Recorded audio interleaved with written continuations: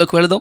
పరిశుద్ధ గ్రంథమైన బైబిల్లో నుండి మన కొరకు దేవుడు ఈ ఉపవాస ప్రార్థనలో సిద్ధపరిచిన మాటలు లూకా సువార్త 2వ అధ్యాయం 52వ వాక్యాన్ని నేను చదువుతాను. మీ పరిశుద్ధ గ్రంథాలు తెరిచి చూడండి.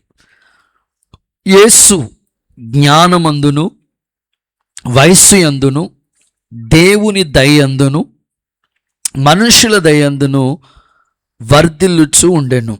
లూకా సువార్త 2వ అధ్యాయం 52వ వచనంలో ఈ మాట నాతో చెప్పండి. యేసయ్య జ్ఞానమందును వయస్సు యందును దేవుని దయందును మనుషుల దయందును వర్ధిల్లుచుండెను.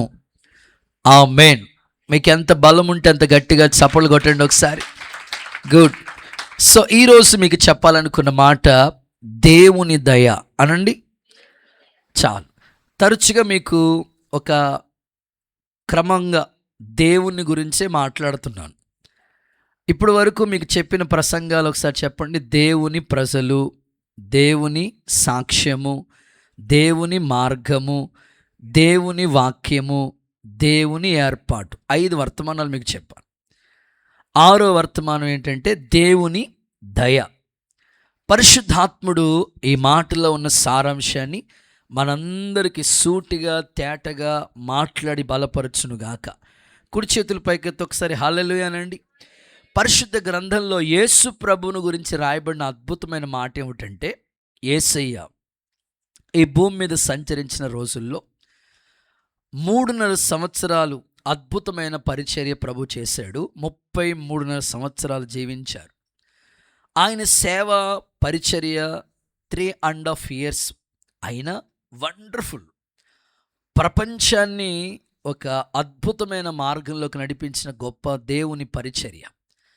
అయితే ఆయన చేసిన పరిచర్యలో ప్రభువును గురించి భక్తుడు లూకా, ఒక వైద్యుడు, ఒక డాక్టర్ గారు అద్భుతమైన స్టేట్మెంట్ ఇస్తున్నాడు. ఏమని స్టేట్మెంట్ ఇస్తున్నాడంటే, యేసుక్రీస్తు ప్రభు దేవుని దయలో వర్ధిల్లాడు, అట్ ద సేమ్ టైం మనుషుల దయలో కూడా వర్ధిల్లాడు, జ్ఞానంలో వర్ధిల్లాడు, వయస్సులో కూడా ఆయన ఎదిగాడు అనే మాటలు లూకా అద్భుతంగా చెప్తున్నాడు. ఇందులో ఈరోజు మనకు ఒక పాఠంగా దేవుని దయను గురించి మీతో మాట్లాడాలని ఆశపడుతున్నాం. నిజమే కదా, సంవత్సరాలు ఎన్నో జరిగిపోతూ ఉన్నాయి. అసలు ఒక వ్యక్తి జీవితంలో ఒక క్రొత్త సంవత్సరంలో అడుగు పెట్టాడంటే నిజంగా అది దేవుడు తన దయనే ఒక కిరీటంగా ధరింపచేస్తాడు. వాక్యం అదే చెప్తుంది.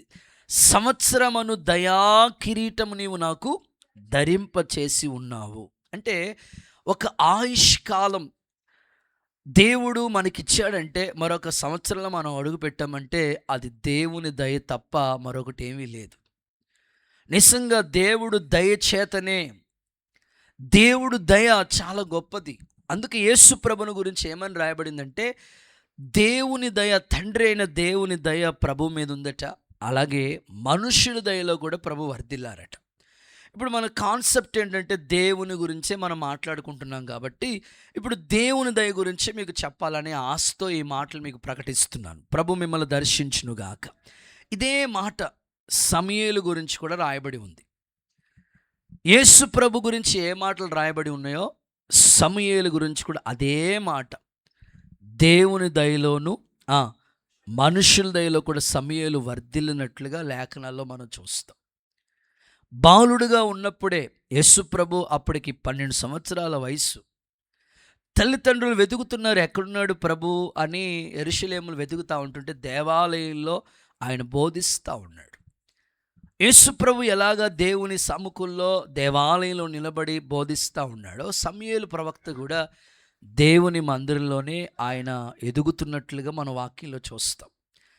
ఇప్పుడు సమూయేలుకి యేసు ప్రభు ఆధ్యాత్మికమైన విలువలు, చాలా ఉన్నతమైన పాఠాలు మనం నేర్చుకోవడానికి వారి యొక్క ఆత్మీయ జీవితాలు ఎంతో ఉన్నతమైనవి.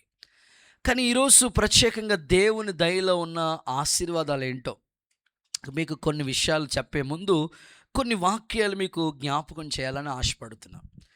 దేవుని దయ ఆయుష్కాలం ఉంటుందండి. ఆయన కోపం అంటే నిమిషం మాత్రమే ఉంటుంది, కానీ దేవుని దయ మాత్రం ఆయుష్కాలం ఉంటుంది. ఇంకా భక్తుడు అంటాడు, ఆయన దయ చూపే కాలం వచ్చేసింది అనే మాట చెప్తా ఉంటాడు. ఇంకొక చోట ఏమని రాయబడిందంటే, ఆయన దయను గురించి భక్తులు వర్ణించుకుంటూ ఇలా చెప్పారు. సముద్రంలో అనేకమైన జలరాశులు ఉంటాయి కదా, ఆ సముద్రంలో అనేకమైనవి ఉంటాయి. సో మరి వాటికి కూడా దేవుడు దయ చూపిస్తారు అనే మాట వర్ణించాడు. పక్షుల మీద కావచ్చు, మనుషుల మీద కావచ్చు, జలరాశుల మీద కావచ్చు, దేవుని దయ ఉంది. ఇంకొక మాటలో చెప్పాలంటే, ఇంకా మనం ఈ భూమి మీద ఎలా ఉన్నామంటే, ఆయన దయ లేకుండా మనం ఎవరు నిలబడలేం. ఆయన దయ ఆయుష్కాలం ఉంటుందనే మాట చాలా ఉన్నతమైన మాట అది. మీకు ఇందులో ఒక 2 ఉదాహరణలు చెప్తా. 2 సందర్భాలు మీకు ఈ ఇంట్రడక్షన్లో గుర్తు చేస్తాను. ఒక ఇంట్రడక్షన్ ఏమిటంటే, తప్పిపోయిన కుమారుడు స్టోరీ మనకు బాగా తెలుసు కదా. ఒక తండ్రికి 2 కొడుకులు ఉన్నారని, అందులో పెద్ద కుమారుడేమో ఇంట్లోనే ఉన్నాడు కానీ, చిన్న కుమారుడేమో స్నేహితులతో జతపట్టి తన ఆస్తంతా కూడా, తండ్రి ఆస్తంతా కూడా పాడు చేశాడని, చివరికి అంతా పోగొట్టేసిన తర్వాత చివరికి పందులు తినే పట్టు తిన్నప్పుడు బుద్ధొచ్చిందని తిరిగి మరలా తండ్రి ఇంటికి ఆ తప్పిపోయిన కుమారుడు వచ్చినప్పుడు తండ్రి నిజంగానే చేర్చుకున్నాడు కదా. అతని కొరకు ఒక నూతన వస్త్రాలు కుట్టించాడు, ఆ తర్వాత చేతికి ఉంగరం ఇచ్చాడు, ఆ తర్వాత చెప్పులు అద్భుతంగా విందు చేశాడు. ఇవన్నీ ఒక తండ్రి ఎంత దారుణంగా తండ్రి ఇంటిని విడిచిపెట్టి వెళ్ళిపోయిన వ్యక్తికి, తండ్రి ఆస్తంతా పాడు చేసిన వ్యక్తి మీద, ఇంకో మాటలో చెప్పాలంటే ఆ స్థితిలో ఏ తండ్రి ఉన్నా కోపంతోనే, ఒరే ఎక్కడ ఏ ముఖం పెట్టుకుని మరలా నా దగ్గరికి వచ్చావురా నీవు అని ఏ తండ్రి అయినా అంటాడు వాస్తవంగా. కానీ పరలోకపు తండ్రి ఇంత దారుణంగా ప్రవర్తించిన వ్యక్తి మీద నిజంగా కనికరపడి దయ చూపించి ఇంటిలోనికి మరలా చేర్చుకుని అన్ని చేసినట్లుగా వాక్యంలో మనం చూస్తాం కదా. ఆ ఇంట్లోనే ఉన్నాడు కదా పెద్ద కొడుకు. వాడంటారు, ఏంటి దేవా, ఏంటి తండ్రి, నీ ఇంట్లో నేను అన్నీ బాగానే ఉన్నాను, వాడేమో మొత్తం పోగొట్టేసి మొత్తం అంతా సర్వనాశనం చేస్తే వాడినేమో నువ్వు మరలా ఇంట్లో చేర్చుకున్నావు, వాడి కోసమేమో ఇందు చేశావు, నేనేమో ఈ ఇంట్లోనే ఉన్నాను, నువ్వు అన్నీ కనిపెట్టుకుని అన్నీ చేస్తూ ఉన్నాను, నాకేంటి ఇలాగా అని పెద్ద కొడుకు అడుగుతూ ఉంటాడు. వాస్తవంగా చెప్పుకోవాలంటే తప్పిపోయింది ఆ చిన్న కొడుకు కన్నా పెద్ద కొడుకే ఇంట్లో ఉండి తప్పిపోయాడు. స్తోత్రం చెప్పండి ఒకసారి, హల్లెలూయా చెప్పండి. ఎలాగా అనంటే అసూయ పడతా ఉన్నాడు. దేవుని ప్రియులారా, అసూయ అనేది భయంకరమైన వ్యాధి. అది ఇంకా తండ్రి మీద కోపడతా ఉన్నాడు. ఇలాగ ఎన్నో లోపాలు పెద్ద కొడుకులో కూడా కనబడతా ఉంటాయి. కానీ తండ్రి ప్రేమ ఎంత గొప్పదంటే, అన్నీ పోగొట్టేసుకున్న, అన్నీ కోల్పోయిన మరలా ఒక అవకాశం ఆ తండ్రి ఆ పిల్లోడికి ఇచ్చాడు, చేర్చుకున్నాడు. సో తండ్రి ప్రేమ ఎంతగా, ఆయన దయ ఉంటే ఆ కుమారుడికి ఆ తండ్రి ఉండే చోటు, ఓ మాటలో చెప్పాలంటే తండ్రి దగ్గర ఆ స్థానాన్ని, ఆ అవకాశాన్ని మరలా పోగొట్టుకున్న అవకాశాన్ని మరలా అతనికి దొరికిందంటే, నిజంగా తండ్రి దయ చూపించకపోతే ఆ కుమారుడికి అంత అవకాశం లేదు. సేమ్ ఈ వాక్యం మనకు కూడా అప్లై చేసుకుందాం. ఆదివారం ఒకరోజు వచ్చి చక్కగా ప్రార్థనలో ఉండి భక్తి చేసి, మరలా సోమవారం నుంచి జారిపోయి తొలగిపోయి దేవునికి నచ్చని కార్యాల్లో ఇన్వాల్వ్ అయ్యి మరలా ఆదివారం వచ్చి దేవుని పాదాల దగ్గర ఉన్నప్పుడు, లేదా ఉపవాస ప్రార్థనకు వచ్చి దేవుని పాదాల దగ్గర కనిపెడుతున్నప్పుడు, మన లోపాలన్నీ కనబడుతున్నప్పుడు తండ్రి చేర్చుకోకపోతే ఈ స్థలంలో ఏ ఒక్కరం కూడా కూర్చోలేం కదండి. ఆయనకి భూతద్దం పెట్టి చూస్తే ఎన్ని లోపాలు కనబడతా ఉంటాయి. అయితే ఆయన దయ చూపించాడు కాబట్టి ఆయన పాదాల దగ్గర కూర్చునే అవకాశం మనకి ఇచ్చాడు. దేవునికి స్తోత్రం కలుగును గాక. సో ఇలాగే మరొక స్టోరీ కూడా ఈ ఇంట్రడక్షన్లో చెప్తాను. అదేమిటంటే, యెరూషలేములో ఏముంది? దేవాలయం ఉంది. యెరూషలేములో బలిపీఠం ఉంది.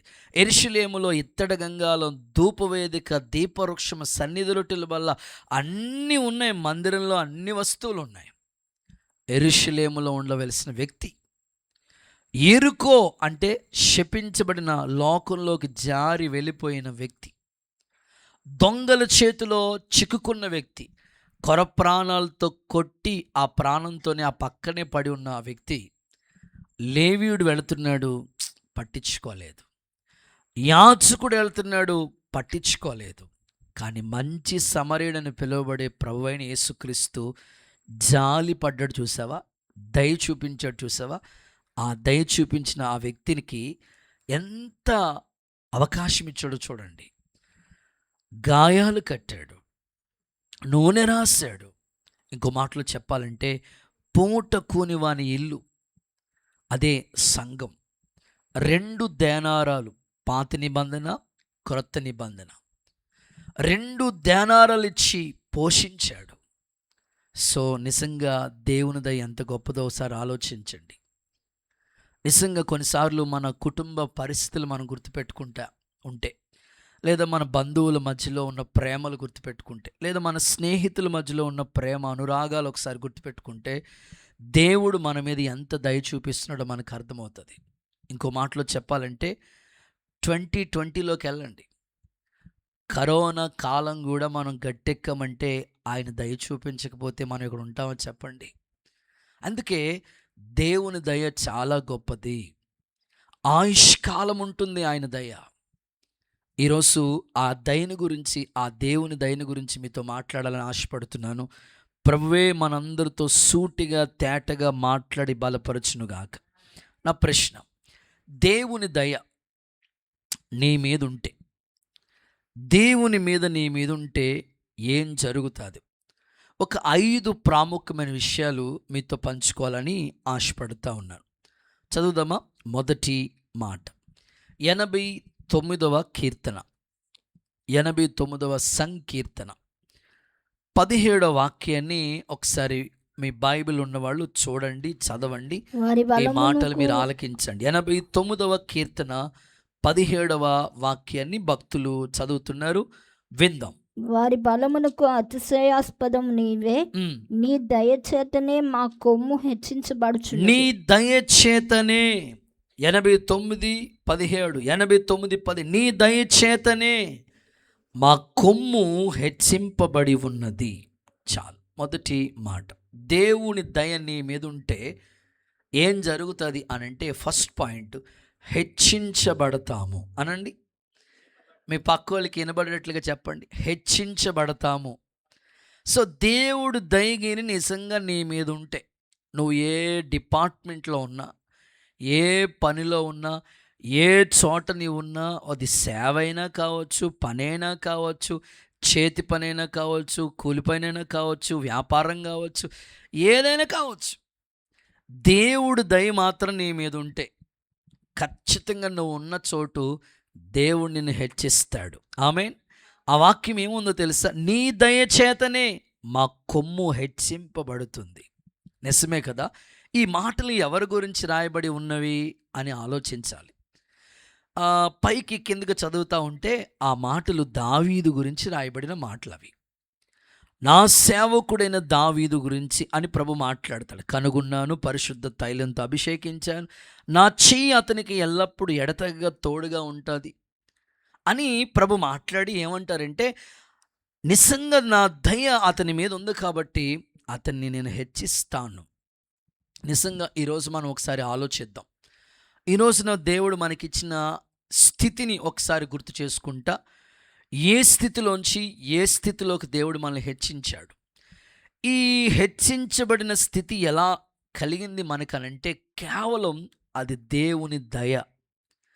ఆయన దయ మన మీద ఉంది కనుకనే మన కొమ్మును దేవుడు హెచ్చిస్తూ ఉన్నాడు. వాక్యంలో మనం చూస్తే, మరి ఆ తండ్రికి 8 మంది కొడుకులు ఉన్నారు కదా, ఏ కొడుకు మీద లేని దేవుని దయ, కరుణ దావీదు మీదకే ఎందుకు వచ్చింది అనే ఆలోచన కూడా మనకి రావాలి. ఎక్కడో గొర్రెలు కాసుకునే వ్యక్తిని తీసుకెళ్ళి సింహాసనం మీద కూర్చోబెట్టాడంటే అది ఎంత హెచ్చింపండి. ఒక్కొక్కసారి మనకు కూడా అనిపిస్తూ ఉంటుంది, ప్రభా ఏ స్థితిలోంచి ఏ స్థితికి నువ్వు తీసుకొచ్చావు, కేవలం ఇది నీ దయే, నీ దయే, నీ కరుణే, నీ కటాక్షమే. నీ దయలేని క్షణము మేమేమైపోతాం ప్రభా. కనుక ఇది హెచ్చించబడిన స్థితి ఎలా కలిగిందంటే ఆయన దయ చూపించాడు గనుకని. ఇలా అంటాడు దావీదు. అవన్నీ గుర్తుపెట్టుకుని ఓ మాట చెప్తున్నాడు. ఏమని మాట్లాడుతున్నాడంటే దావీదు ఇలా అంటాడు, యెహోవా నన్ను ఇంతగా హెచ్చించటానికి నేనెంతటి వాడిని. అక్కడితో ఫినిష్ చేయలేదు. నా కుటుంబం ఏ పాటిది. అమ్మా, ఎంత దీనత్వంతో మాట్లాడుతున్నాడండి. నిజంగా సాధారణంగా ఎవరైనా ఒక రేంజ్లోకి వచ్చేసిన తర్వాత, ఒక స్థాయిలోకి వచ్చిన తర్వాత వాళ్ళ స్థితి మర్చిపోతారు. ఎవరైనా ఒక స్థాయిలోకి వచ్చేసిన తర్వాత దేవుని సముఖంలో ఆ దీనత్వము, ఆ హంబుల్నెస్ అనేది వారిలో కనబడదు. కానీ దావీదు జీవితం అలా కాదండి. ఇంతగా హెచ్చించటానికి నేనెంతటి వాడిని, నా కుటుంబం ఏ పాటిదని దేవుని దగ్గర ప్రాధేయపడుతున్నాడు.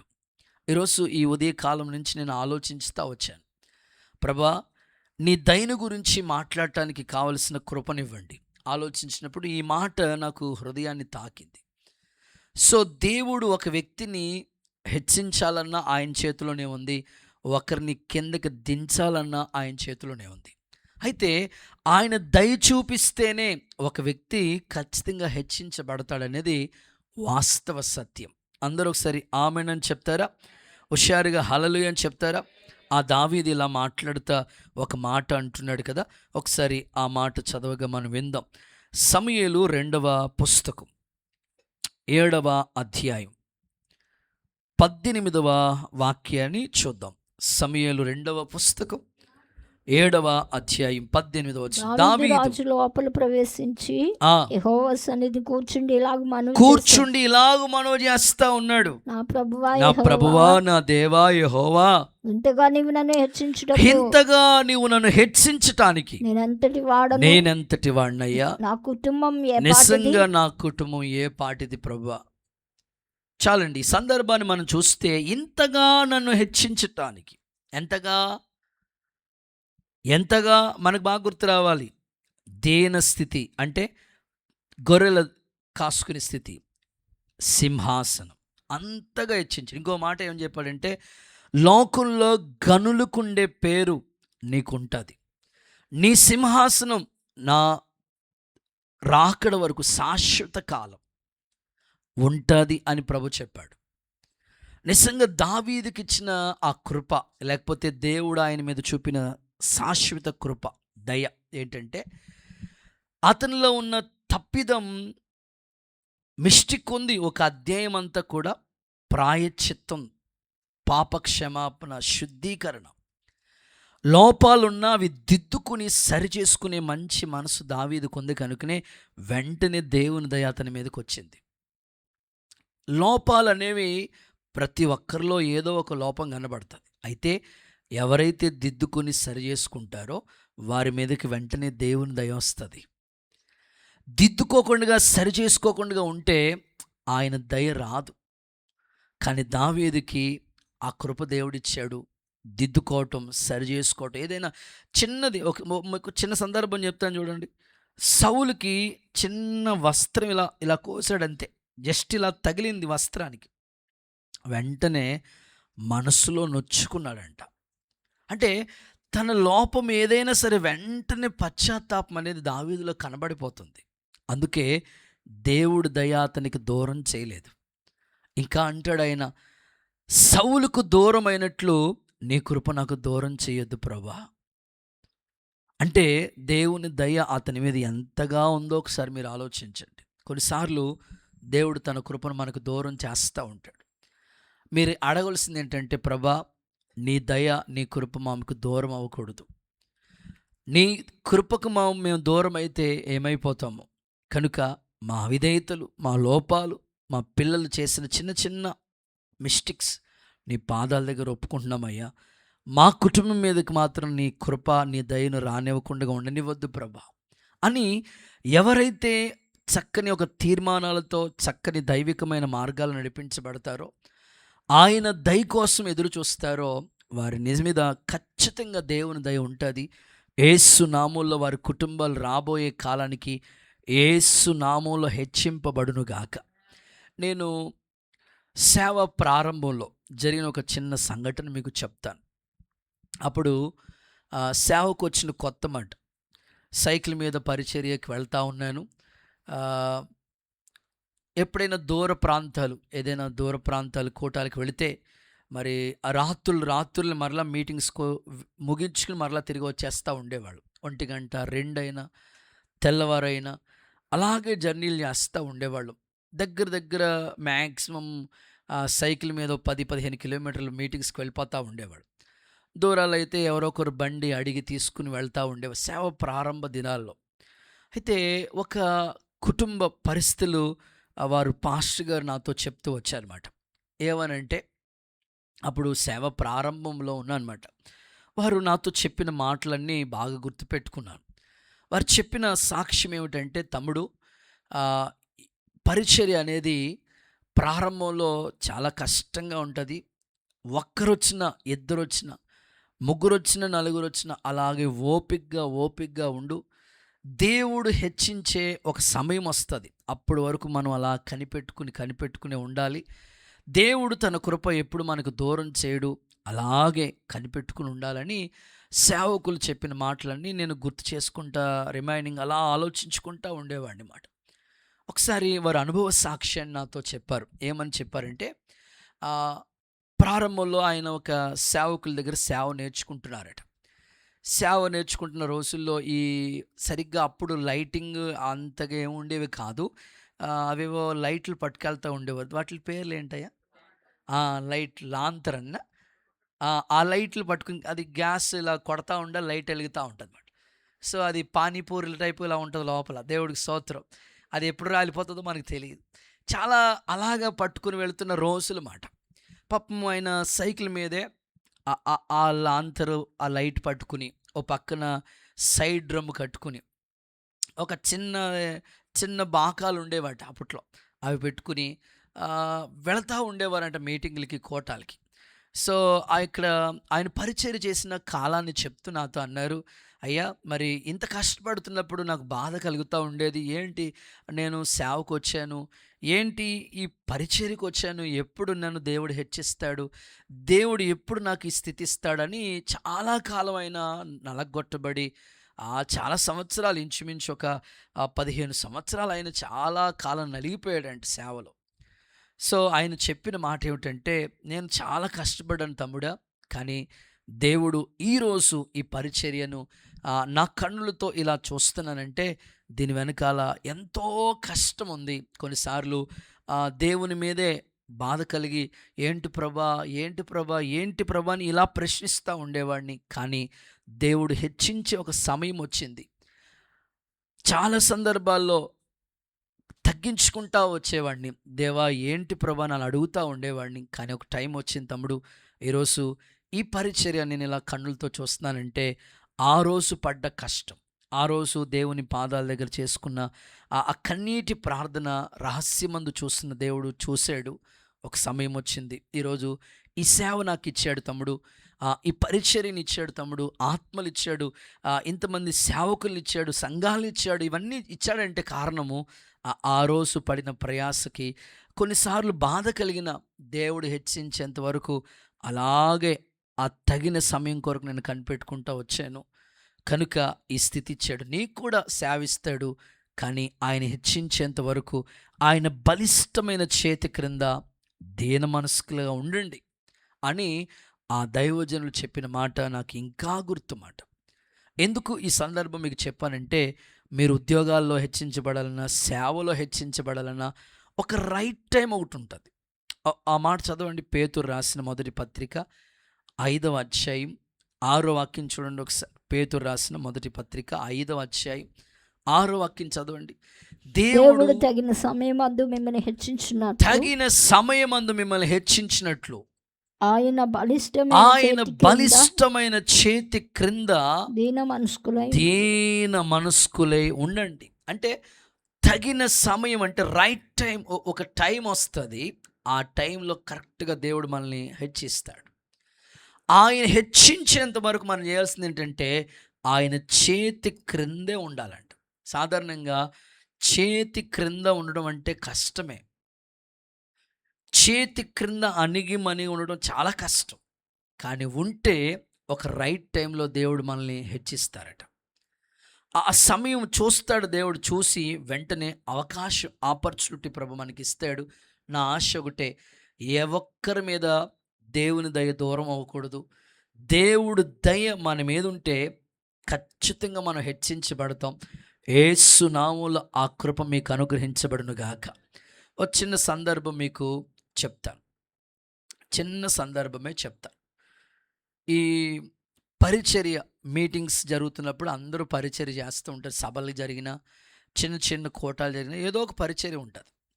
పాపం ఆయన ఎప్పుడు కూడా ఎప్పుడు ఎప్పుడు డ్యూటీ కూడా వంటల దగ్గర పరిచర్య చేసే వాళ్ళకి హెల్పర్గా ఉండేవాడంట. ఎప్పుడు ఆయన డ్యూటీ ఏంటంటే,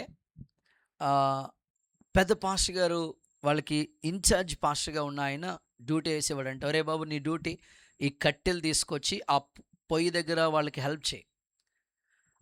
ఈ సాంబారు, పెద్ద పెద్ద గిన్నెల్లో సాంబారు వండితే దాన్ని మోసుకుని వెళ్ళటం, ఆ తర్వాత రైస్ అవి భుజాల మీద మోసుకుని వెళ్ళటం, ఇదే పరిచర్య. ఇంకా వేరే పని ఏమి లేదు. సేవకు వచ్చిన నాటి నుంచి ఆ పనిలోనే పెట్టారంట సేవకులు ఆయన్ని.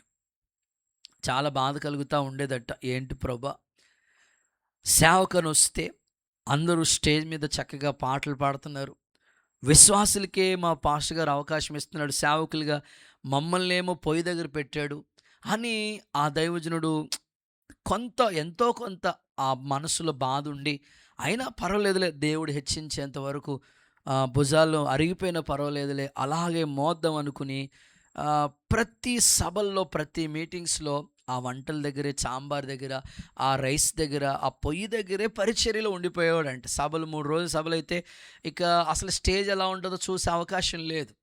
అక్కడే ఉండి ఆయన పరిచర్య చేసుకుంటా, వాళ్ళ సీనియర్లు ఏం చెప్తే అది చేసుకుంటా నడుచుకుంటా ఉండేవారంట.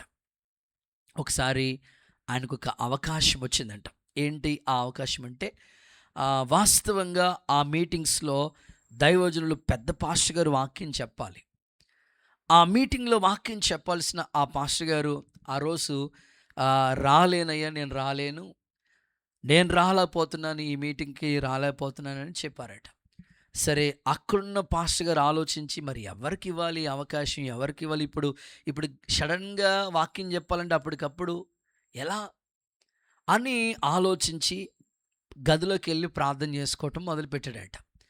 గదిలోకి వెళ్ళి ప్రార్థన చేసుకోవటం మొదలు పెడితే దేవుడు చెప్తున్నాడంట, నీ దగ్గర పొయ్యి దగ్గర, ఎప్పుడు వాడి డ్యూటీ పొయ్యి దగ్గర, సాంబార్ బకెట్ దగ్గర, రైస్ దగ్గర తప్ప ఏ రోజు స్టేజ్ ఎక్కి కనీసం మైక్ పట్టుకుని పాట పాడిన అవకాశం కూడా వాడికి ఇవ్వలేదు. ఇదిగో వాడి చేత వాక్యం చెప్పించి నువ్వు అని దేవుడు ఆ దైవజనుడితో మాట్లాడితే, సరే వెంటనే పొయ్యి దగ్గరున్న ఆ వ్యక్తిని పిలిచి, అరే బాబు, అర్జెంటుగా నువ్వు నిలబడి దేవుని వాక్యం చెప్పాలంటే, అప్పటికప్పుడు ఏం చెప్తారు చెప్పండి. ఇప్పుడు మీరు కూర్చున్న వాళ్ళకి మీకు మైక్ ఇస్తే వాక్యం చెప్పమంటే, పొయ్యి దగ్గర సడన్గా అవకాశం వచ్చింది. సరే అనుకుని దేవుడు నాకు ఇచ్చిన అవకాశం సద్వినియోగం చేసుకోవాలి. గబగబా పొయ్యి దగ్గర నుంచి వెళ్ళి ఫ్రెష్ అయ్యి రెడీ అయ్యి కొద్దిసేపు మోకాళ్ళ మీద ఉండి ప్రార్థన చేసుకుని, ఆయనకు వచ్చిన ఆయన అనుభవాల్లో అన్ని సంవత్సరాలు నేర్చుకున్న పాఠాలు అవే కొన్ని దేవుని దగ్గర ప్రార్థనాపూర్వకంగా చెప్తే, దేవుడు ఆ ఒక్క మీటింగ్ ద్వారా ఆ దైవజనుడిని ఒక వెలుగులోకి తీసుకొచ్చాడంట. స్తోత్రం చెప్పండి ఒకసారి. సో ఎంత అద్భుతంగా వారి సేవ అభివృద్ధి చెందిందంటే, ఈరోజు ఇటు పక్కన హోసన్న మినిస్ట్రీస్ ఎంత అభివృద్ధి చెందిందో, అటు పక్కన కృపా మినిస్ట్రీస్ కూడా అంతగానే అభివృద్ధి చెందింది. ఏమి తేడా లేకుండా అభివృద్ధి చెందింది. వాళ్ళకి 10,000 మంది వస్తారు, వీళ్ళకి 10,000 మంది వస్తారు. ఎలాగయ్యా మీ పరిచర్య అభివృద్ధి అంటే ఒకటే చెప్తారు ఆయన, నేను దేవుడు హెచ్చించేంత వరకు అక్కడే ఉన్నాను. నేను ఆయన పాదాల దగ్గర నేర్చుకుంటే వచ్చాను. సో మాథ్యూస్ అన్నను దేవుడు ఆ స్థాయికి తీసుకురావటానికి, అంటే ఒక్కొక్క దైవజనుడు ఎడల ఒక్కొక్క ప్రణాళిక దేవుడికి ఉంటుంది. ఆయన హెచ్చించేంత వరకు ఆయన బలిష్టమైన చేతి కింద ఉందాం. ప్రభు దయ మన మీద ఉండునుగాక. గుడ్. ఇక 2వ మాటలకు వెళ్ళిపోతాను. సెకండ్, దేవుడు దయ మన మీద ఉంటే ఏం జరుగుతుంది? సమూయేలు 2వ పుస్తకం 9వ అధ్యాయం 3వ వాక్యం చూడండి. సమూయేలు 2వ పుస్తకం 9వ అధ్యాయం 3వ వాక్యం. సమూయేలు 2వ పుస్తకం 9:3. రాజు యెహోవా నాకు దయ చూపినట్లుగా నేను ఉపకారం చేయుటకు సౌలు కుటుంబంలో ఎవడైనా ఒకడు శేషించి ఉన్నాడా అని అతన్ని అడుగగా. చూడండి ఆ మాట, రాజు యెహోవా నాకు దయ చూపినట్లుగా నేను ఉపకారం చేయుటకు సౌలు కుటుంబంలో ఎవడైనా ఉన్నాడా. చాలు. 2వ మాట ఇక్కడ సందర్భం చెప్పి అప్పుడు పాయింట్ చెప్తా. దావీదు షీబా అనే వ్యక్తిని పిలిచి అడుగుతున్నాడు, నేను ఉపకారం చేయటానికి సౌలు కుటుంబంలో ఎవడైనా ఉన్నాడా అని మాట్లాడుతూ యెహోవా నాకు దయ చూపినందుకు అని మాట్లాడాడు. అంటే 2వ మాట ఏంటంటే, దేవుని దయ మన మీద ఉంటే ఖచ్చితంగా ఉపకారం చేస్తాము అనండి. మీ పక్కలతో చెప్పండి, ఉపకారం చేస్తాము అనండి. ఆమేన్. ఎప్పుడు నీ జీవితంలో ఎవ్వరికి నువ్వు అపకారం చేయలేవు. ఎందుకో తెలుసా? దేవుని దయ నీ మీద ఉంది కాబట్టి. కొన్నిసార్లు అనేకులు నీకు అపకారం చేసి ఉండొచ్చు. వాళ్ళు నీ తల్లి బంధువులు కావచ్చు, నీ తండ్రి బంధువులు కావచ్చు, నీ స్వజనులు కావచ్చు, నీ వీధిలో వాళ్ళు కావచ్చు, నీ కొలీగ్స్ కావచ్చు, నువ్వెంతో నమ్మిన బిడ్డలు కావచ్చు. వాళ్ళు నీకు అపకారం చేసి ఉండొచ్చు, కీడు తలబెట్టి ఉండొచ్చు. కానీ నువ్వు మరలా వారు నీకు అపకారం చేశారని నువ్వు వాళ్ళకి అపకారం చేయకుండా ఉన్నావంటే, వారు నీకు అపకారం చేసినా నువ్వు ఉపకారం చేస్తున్నావంటే కారణం ఏంటంటే దేవుని దయ నీ మీద ఉంది. ఇక్కడ సందర్భాన్ని చూడండి. దావీదు సౌలు కుటుంబానికి ఉపకారం చేస్తున్నాడు. ఒకసారి అందరూ చేతులు ఊపుతూ ఒకసారి హల్లెలూయా చెప్తారా? సౌలు కుటుంబస్తులు ఏమైనా దావీదుకు ఉపకారం చేశారా? నేను అడుగుతున్న మాటకి సమాధానం చెప్పండి. సౌలు ఏమైనా దావీదుకి కొంచెమైనా ఉపకారం చేశాడా? లేదు. మరి అలాంటి కీడు చేసిన వ్యక్తికి ఎలాగ దయ చూపించాలని మనసు వచ్చింది? ఒకటే, దేవుని దయ దావీదు మీద ఉంది. ఆమేన్. మీరు ఒకటే గుర్తుపెట్టుకోండి, దేవుడు దయ చూపిస్తే, దేవుడు దయ నీ మీద ఉంటే ఎలాంటి వాళ్ళకైనా నువ్వు ఉపకారమే చేస్తావు. వారు నిజంగా నీకు అపకారం చేసి ఉండొచ్చు గతంలో ఎప్పుడో. ఒకవేళ నువ్వు వాళ్ళకి ఎన్నో విధాలుగా వాళ్ళని మంచిగానే చూసి ఉండొచ్చు. కొన్నిసార్లు కుటుంబాల్లో చూడండి, అటు అత్తింటోళ్ళు తరపు కావచ్చు, ఆడబడుసోళ్ళు కావచ్చు, సో రక్త సంబంధులు ఎవరైనా కావచ్చు, ఎంతో ప్రేమను చూపించి అవసరమైతే వాళ్ళు తింటం మానేసి కడుపులోది పెట్టిన ఉండొచ్చు. పండగకి బట్టలు పెట్టడము, లేకపోతే ఇబ్బందుల్లో ఉంటే సహాయం చేయటము, ఎన్నో విధాలుగా మనం ఉపకారం చేసిన వాళ్ళు ఇక్కడ ఉండొచ్చు. కానీ ఇంత ఉపకారం చేసినా వాళ్ళు నీకు ఏదో ఒక అపకారం చేసి ఉండొచ్చు. అపకారం చేశారని మళ్ళా తిరిగి వాళ్ళకి అపకారం చేయకుండా నువ్వు ఇంకా ఉపకారం చేస్తున్నావు. చూసావా? ఆ మనసు ఎలా వచ్చిందనంటే దేవుడు నీ మీద దయ చూపించాడు కాబట్టి. ఆమేన్ చెప్పండి సార్. ఇదే సేమ్ దావీదులో కనబడే మనసు ఏంటంటే, సౌలు ఎంతో కీడు చేశాడు దావీదుకి, కానీ దావీదు మనసు ఎలా ఉందంటే, ఇదిగో సౌలు కుటుంబంలో ఎవరైనా ఉన్నారు ఉపకారం చూపటానికి. వెంటనే చెప్తాడు, షీబా ఉన్నాడయ్యా, యోనాతాన్ కొడుకు ఒకడు ఉన్నాడు, మెఫీబోషెతు, వాడు కుంటివాడు. అవునా? ఇప్పుడు దావీదు చేసిన ఉపకారం ఏంటో తెలుసా? అతనితో ఇలా చెప్తున్నాడు, భయపడొద్దు. ఒకసారి అందరూ ఆమేన్ చెప్పండి.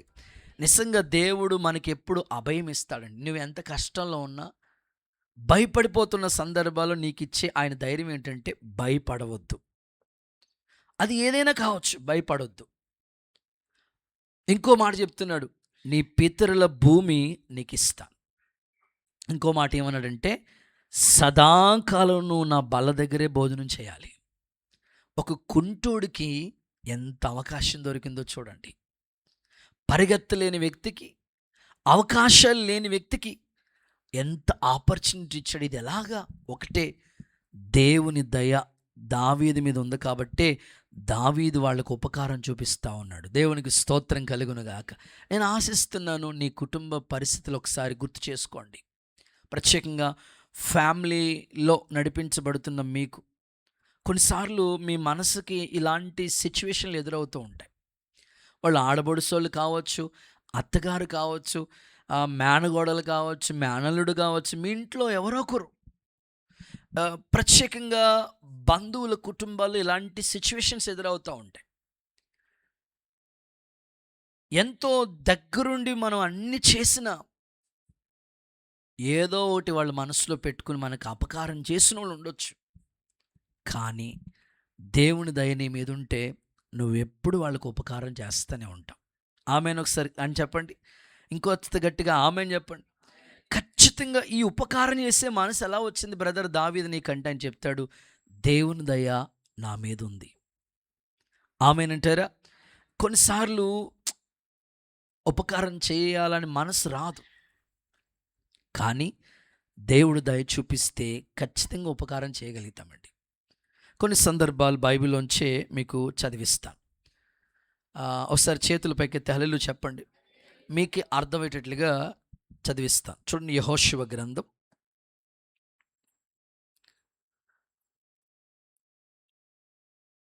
2వ అధ్యాయం 12 నుండి 14 వరకు నోట్ చేయండి, చదువుతారు.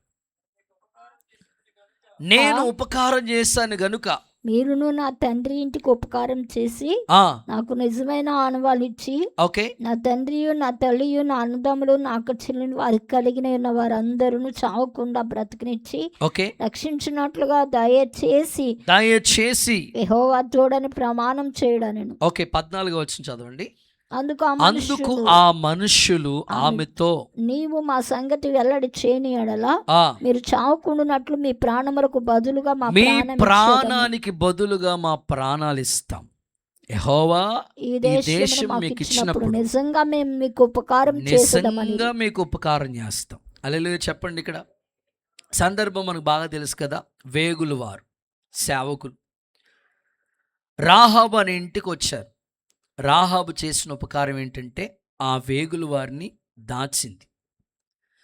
అడుగుతుంది, అయ్యా మీకు ఉపకారం చేసాం మేము, మీరు కూడా మాకు ఉపకారం చేయాలి.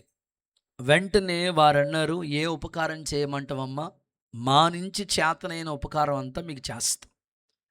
వారు అడిగారు, ఇదిగో నేనైతే బాగానే ఉన్నాను అనుకుంటున్నాను, కానీ నా తండ్రి ఇంటి వాళ్ళు, నా తల్లి, అక్క చెల్లెలు, అన్నదమ్ములు, రక్త సంబంధులు, వాళ్ళు ఈ అగ్నిగుండానికి ఆహుతైపోకూడదు, వారు రక్షింపబడాలి. అందుకోసం నువ్వు చేయవలసిన ఉపకారం ఏమిటైనా ఉందంటే మా కుటుంబం ఈ అగ్నికి ఆహుతి కాకుండా ఏదైనా ఒక మార్గం చూపించండి. నేను ఆశించేది ఏంటంటే మీరు చేయవలసిన ఉపకారం ఏదైనా ఉందంటే రక్షణ మార్గం మీ బంధువులకి ఖచ్చితంగా చెప్పాలండి. మీరు చేయవలసిన ఉపకారం ఒక 10,000 డబ్బులు ఇస్తారో, లేకపోతే ఇల్లు కట్టుకున్నప్పుడు సహాయం చేస్తారు, ఇవేవి మంచిగా మీరు చేసి ఉండొచ్చు, ఇది భౌతికంగా. కానీ ఆత్మీయంగా మీరు చేయవలసిన ఉపకారం ఏదైనా ఉందంటే మీ ఇంటోళ్ళు కానీ, మీ స్వజనులు కానీ, మీ ఇంటి పేరోళ్ళు కానీ, మీకు తెలిసిన సర్కిల్లో ఎవరైనా నువ్వు చేయగలిగిన ఉపకారం ఏదైనా ఉంది అంటే వాళ్ళ ఆత్మ నరకానికి వెళ్ళకుండా ఆ ఆత్మను రక్షించే బాధ్యత నీదే. ఈ తల్లికున్న భావన చూడండి. అయ్యా మా ఇంటికి ఉపకారం చేయమంటే వాళ్ళు చేసిన ఉపకారం ఏంటంటే వాళ్ళ ఇంటి వాళ్ళు రక్షింపబడటానికి ఒక చక్కని రక్షణ మార్గాన్ని, ఆ ఎర్రటి దారం అదే యేసయ్య శిలువ త్యాగం, ఆ మార్గాన్ని వాళ్ళకి చూపించారు. ఒకసారి అందరూ చేతులెత్తి హల్లెలూయా చెప్పండి. ఒక చిన్న సాక్ష్యం చెప్తా. దేవుని పిల్లలు, మన సంఘ బిడ్డలు కుటుంబాల్లో ఎదురైన సిచ్యువేషన్స్ వాళ్ళు అనుభవపూర్వకంగా సాక్ష్యం చెప్తూ ఉంటే విన్నాను. వారు ఏమన్నారంటే, అయ్యా మేము హాస్పిటల్లో ఉన్నప్పుడు నిజంగా నా అన్న వాళ్ళు ఎవరు కూడా మాకు అక్కడ తెలియదు, ఎవరు పరిచయం లేదు. ఉన్న ఒక అబ్బాయి ఎక్కడో దూరదేశంలో ఉన్నాడు.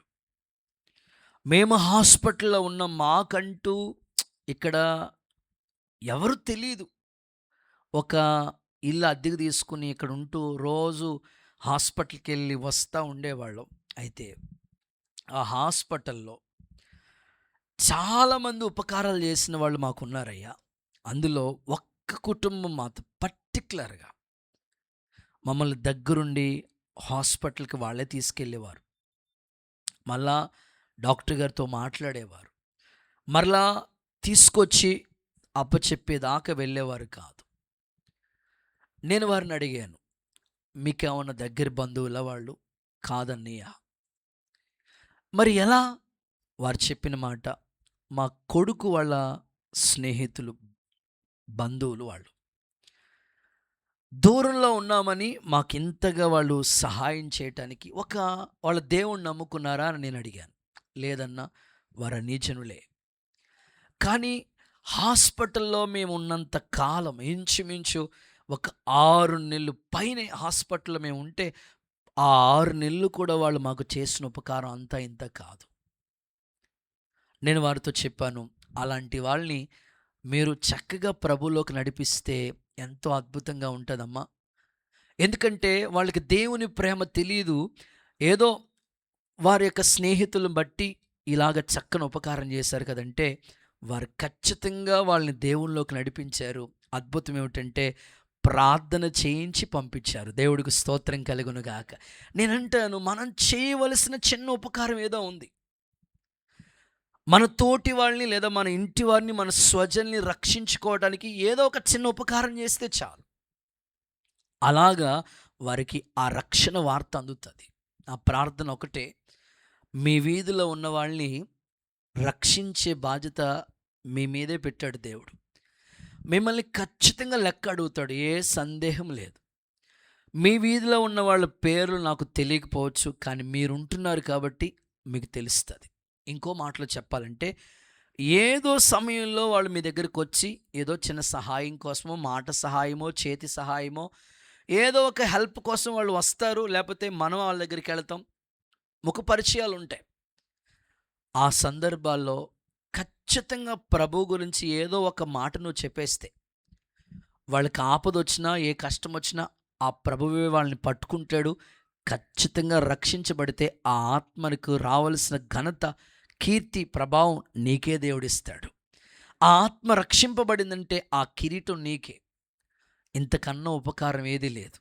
భౌతికంగా మాట సహాయమో, చేతి సహాయమో, డబ్బు సహాయమో చేసింది కొంత గుర్తుపెట్టుకుంటారు. కానీ ఆ ఆత్మ రక్షించే ఉపకారం చాలా ఉన్నతమైందండి.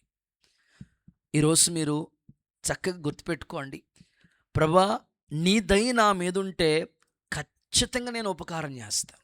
ఒకసారి అందరూ హల్లెలూయా చెప్పండి. మీకు ఇంకా బాగా అర్థం అవడం కోసం చెప్తాను. మన చర్చెస్లో చాలామంది వచ్చి ఇక్కడ కూర్చుని దేవుని మాటలు వింటున్న వాళ్ళు ఉన్నారు కదా. మీరు ఇక్కడికి వచ్చి కూర్చోవడానికి మిమ్మల్ని ఎవరో నడిపించిన వాళ్ళు ఉన్నారు. జస్ట్ వాళ్ళు అలా ట్యూన్ చేసి నడిపించి ఇక్కడ ఆరాధన జరుగుతుంది వెళ్ళండి అని అలా జస్ట్ పరిచయం చేశారు అంతే. మీరు స్టాండర్డ్ అయిపోయారు. స్తోత్రం చెప్పండి. సో ఇంతగా దేవుణ్ణిలో ఎదుగుతున్నారు, వాక్యంలో బలపడుతున్నారు.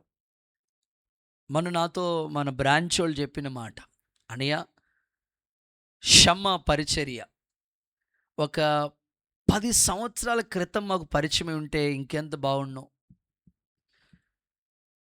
ఎలా తెలిసిందమ్మా మీకు? ఇదిగో పాటల పుస్తకం ద్వారా. దేవుడికి స్తోత్రం చెప్పండి. నిజంగా ఇప్పుడు మీకు చిన్న మాట చెప్తాను.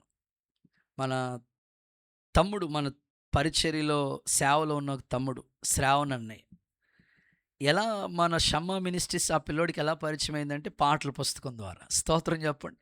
బుక్ స్టాల్లో వాళ్ళ నాన్నగారు పాటల పుస్తకం కొనుక్కోవడానికని వెళ్ళారంట. పాటలు అంటే ఆయనకి ఇష్టం, పువ్వు లాంటిది జీవితం అంటాడు. దేవుడికి స్తోత్రం మొత్తం ఇష్టం ఆయనకి. పాటలు కొనుక్కోవడానికి వెళితే పాటల పుస్తకం అక్కడ బుక్ స్టాల్లో ఉందంట. అప్పట్లో మనకి ప్రేయర్ టవర్ అని ఉండేది.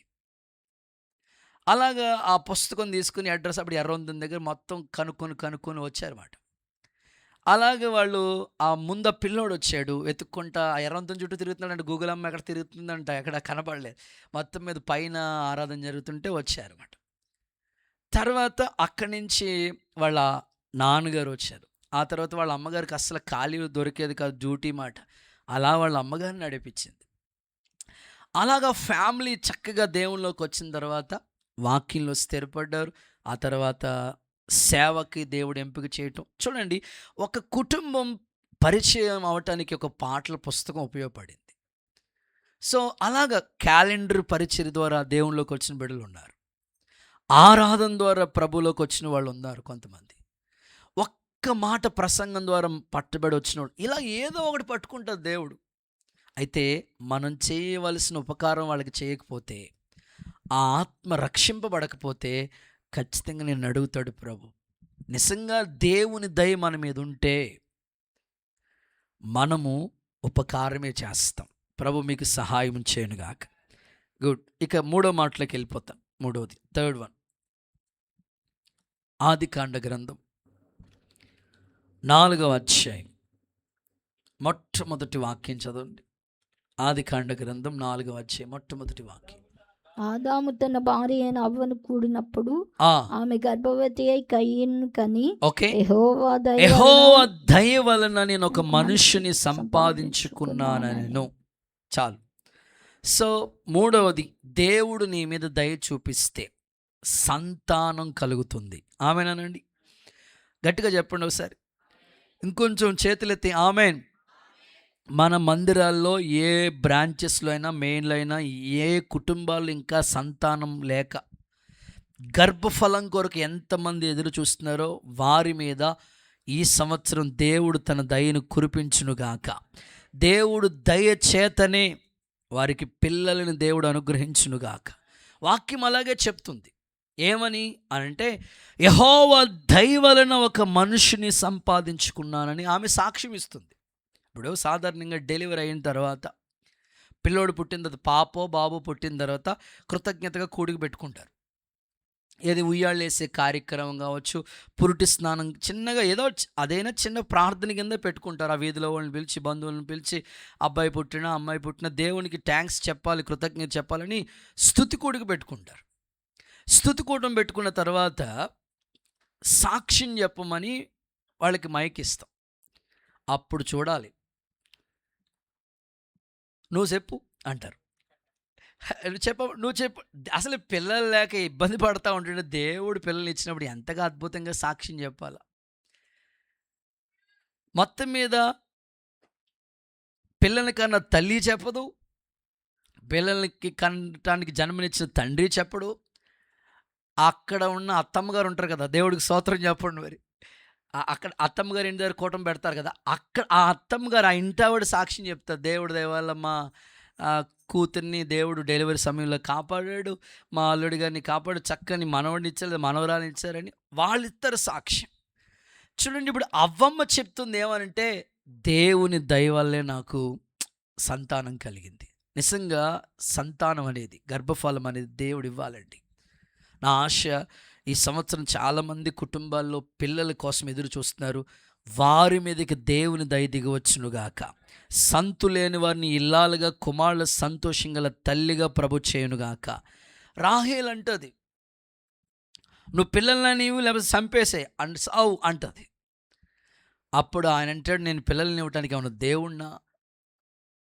దేవుడు కనురిస్తే కదా, దేవుడు దయ చూపిస్తే కదా. కనుక కోరుకుందాం, ఆశపడదాం. ప్రభు మన సంఘంలో ఎంతమంది సంతానం కొరకు ఎదురు చూస్తున్నారో వాళ్ళ మీద దేవుడు దయ చూపించునుగాక. చూడండి, కీర్తనలో ఒక మాట చదివిస్తాను. 107వ కీర్తన 38వ వాక్యం చూడండి. 107వ కీర్తన 38.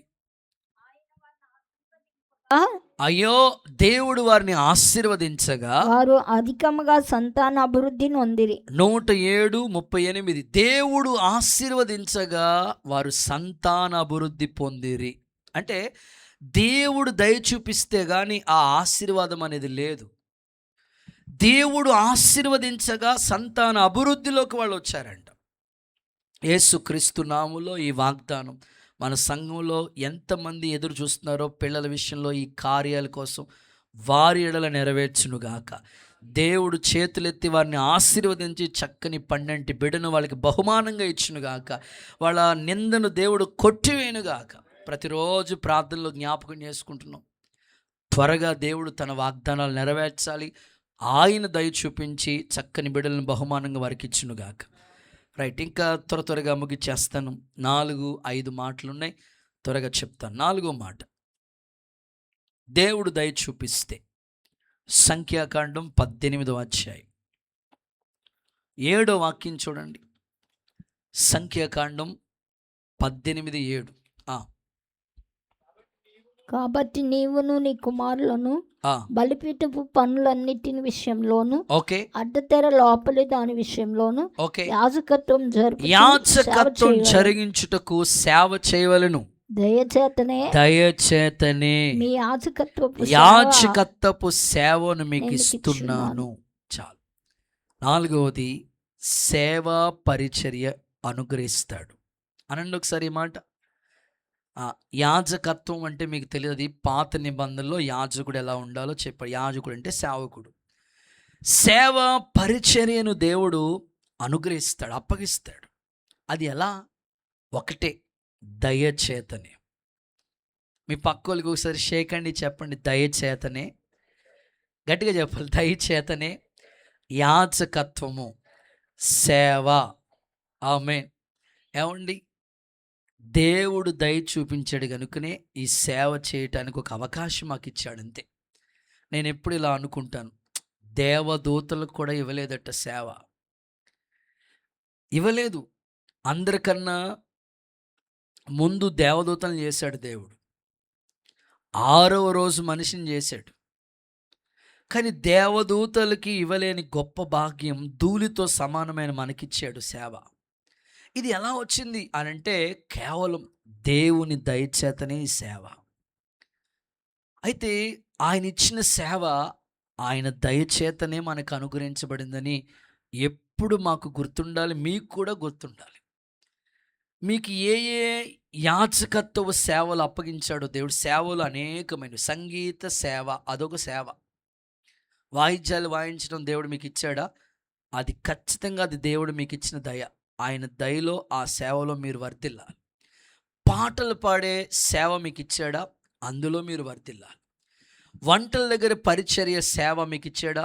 అందులో మీరు వర్ధిల్లాలి. ఒకవేళ వాలంటరీగా ఉండే పరిచర్య మీకు ఇచ్చాడా? సండే స్కూల్ టీచర్ పరిచర్య ఇచ్చాడా?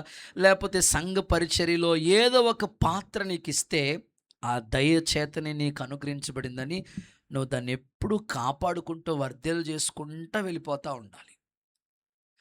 ఎంతోమంది సేవ చేయాలని ఉన్నారు, కానీ కేవలం మనకి దయచేతనే మనకు ఆ పని అప్పగించాడు.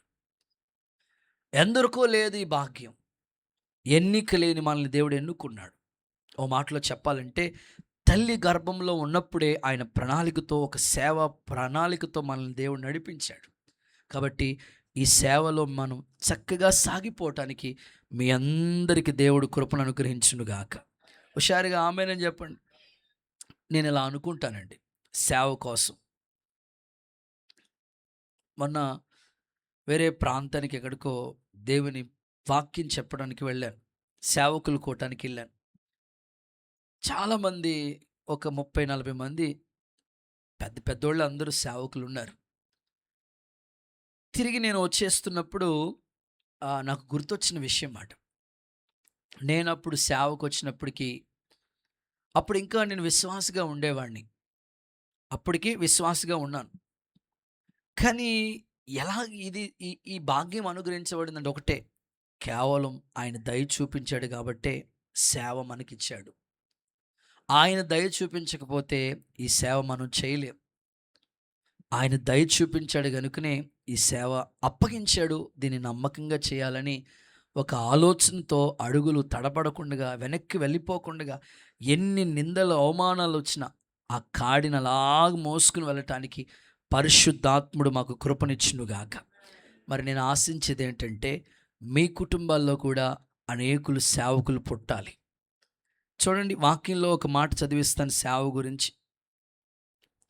మీకా గ్రంథం 6వ అధ్యాయం 4వ వాక్యం చూడండి. మీకా 6:4. ఐగుప్తు దేశంలో నుండి నేను మిమ్మల్ని రప్పించితిని, దాస్యగృహంలో నుండి మిమ్మల్ని రప్పించితిని. ఓకే, మిమ్మల్ని నడిపించుటకై మోషే, అహరోను, మిరియాములను మిమ్మల్ని నడిపించటానికే మోషే, అహరోను, మిరియాములను పంపించా. ఒకసారి చూద్దాం.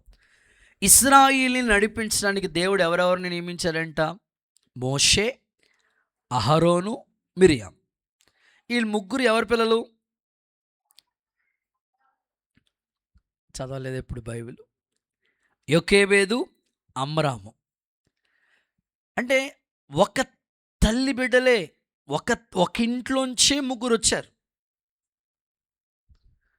ఒకసారి ఆలోచించాడు. ఒక ఇంట్లో ముగ్గురు సేవకులు వచ్చారంటే కనీసం ఒక ఇంట్లో ఒక్కడైనా సేవకుడు పుట్టాలి కదా.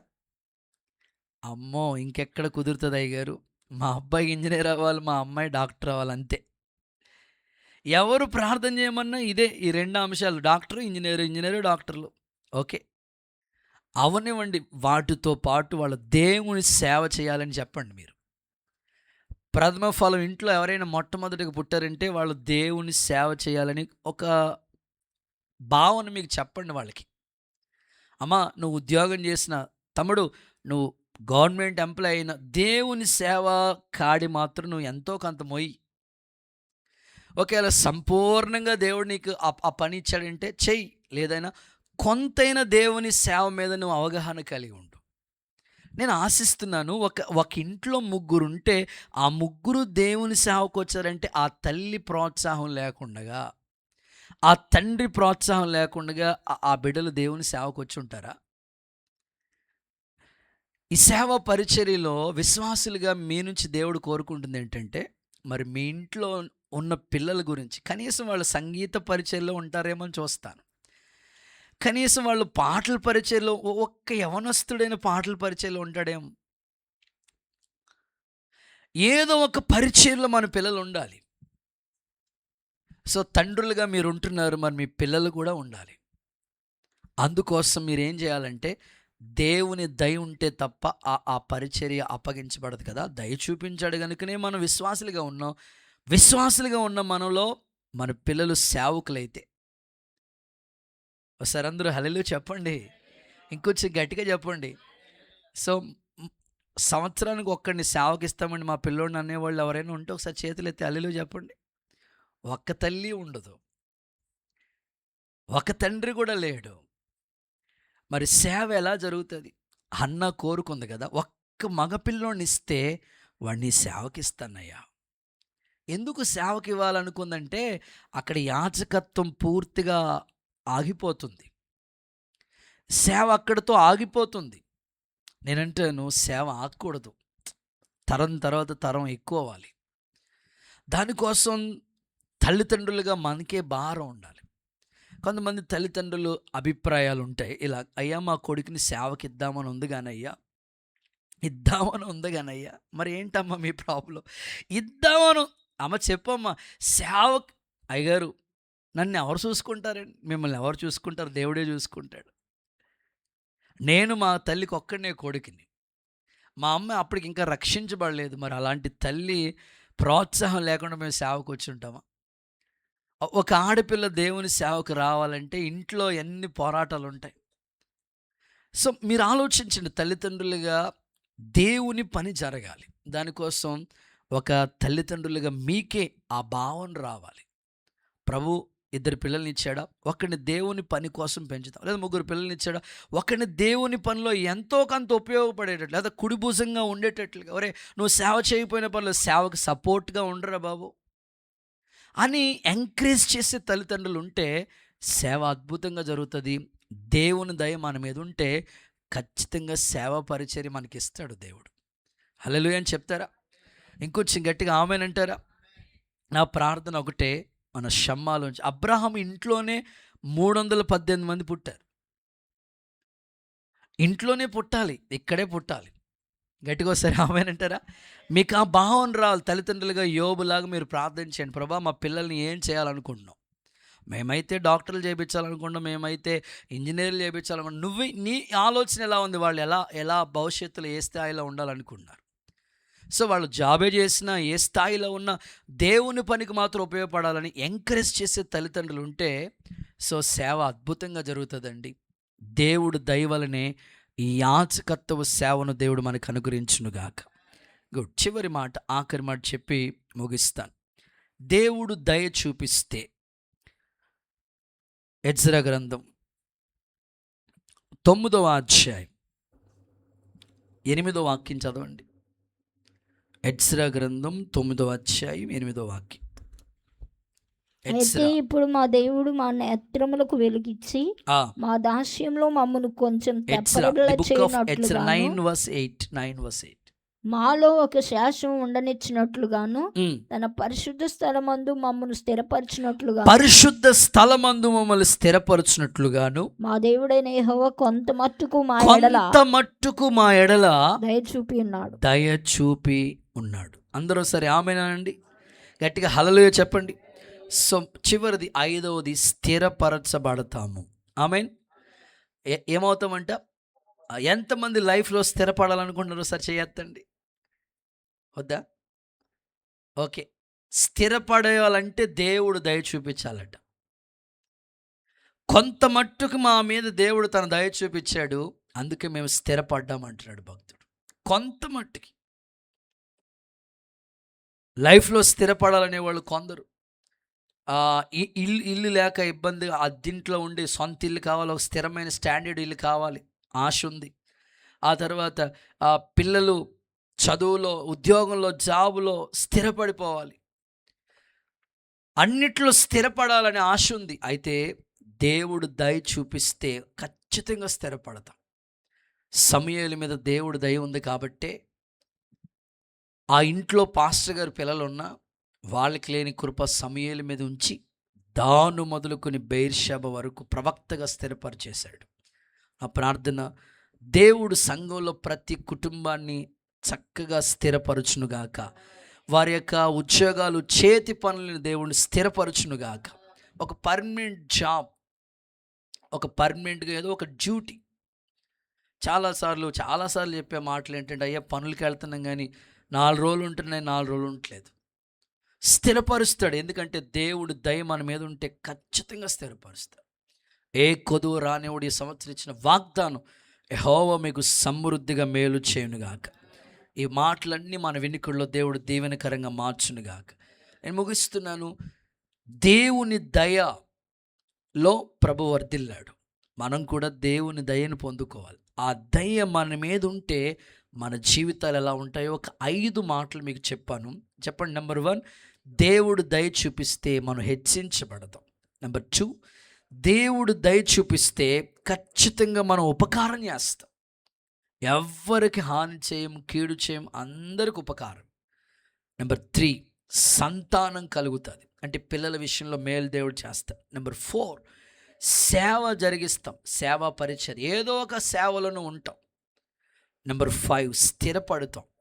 ఈ మాటలు దేవుడు మన వినికిల్లో దీవెనగా మార్చి ఆయన దయ మన మీద నిలుపునుగాక.